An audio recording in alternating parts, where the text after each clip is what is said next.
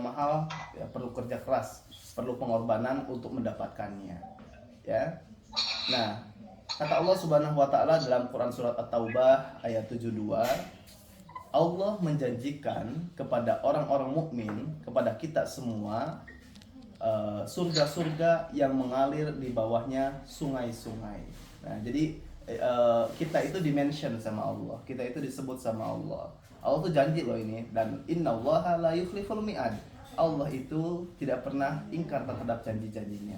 Kalau kita beriman, kemudian kita konsisten dalam keimanan kita, bertakwa kepada Allah, selalu melakukan yang terbaik dalam setiap harinya, maka surga yang kita dambakan itu pasti berubah menjadi kenyataan. Karena itu sebagai bentuk wujud balasan dari Allah Subhanahu wa taala kepada orang-orang yang istiqomah dalam keimanannya.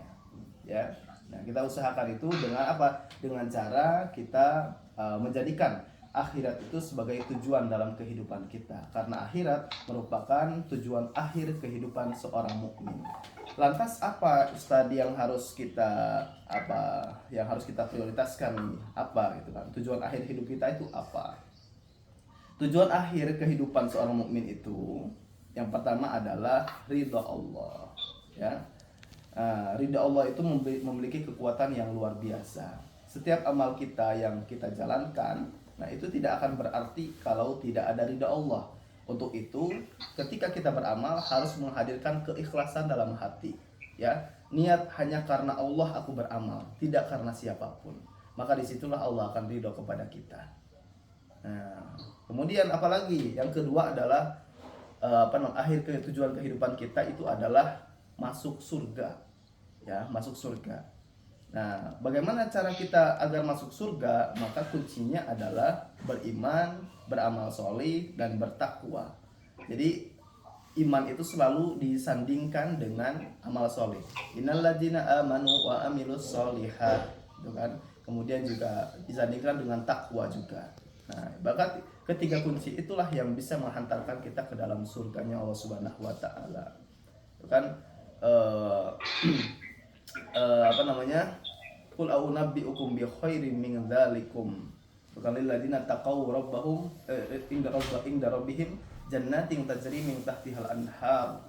Kan? Maka dia orang-orang beriman, orang bertakwa itu akan mendapatkan surga yang mengalir di bawah sungai, wa azwajum mutahharah, dan mendapatkan bidadari-bidadari yang disucikan.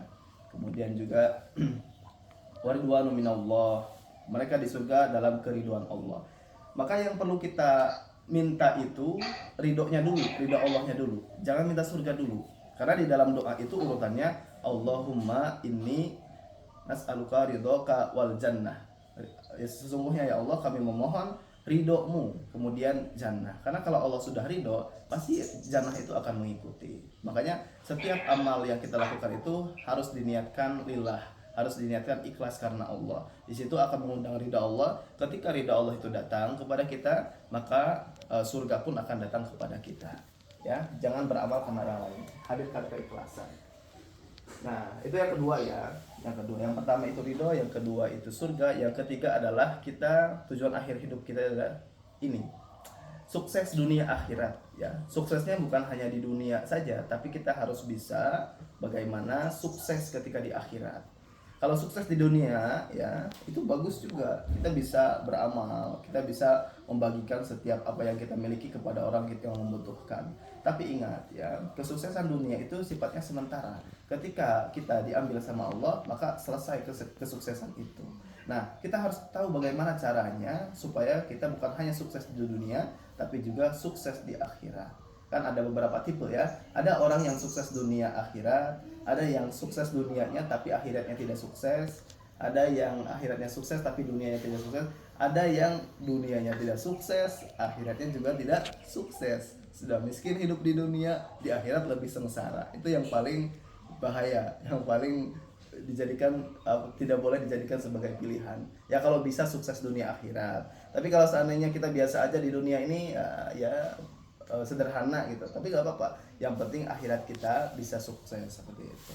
Tapi beruntunglah Bapak Ibu yang mungkin di dunia itu hidupnya tercukupi, kemudian bisa beramal untuk akhirat.